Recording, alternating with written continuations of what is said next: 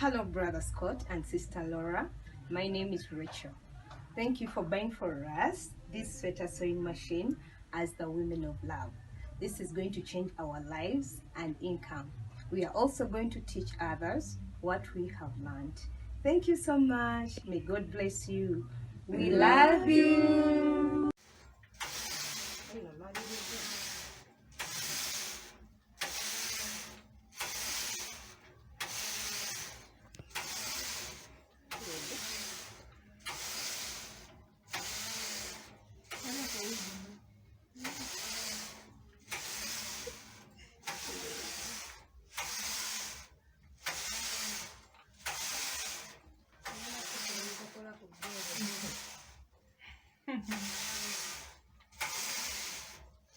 Monica amayinja.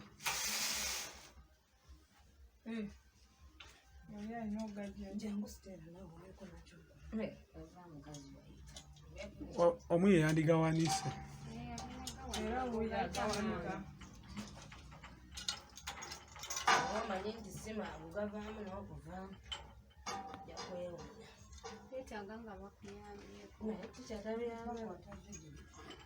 Andisaga muyambe kuba buli mwa akola bibi.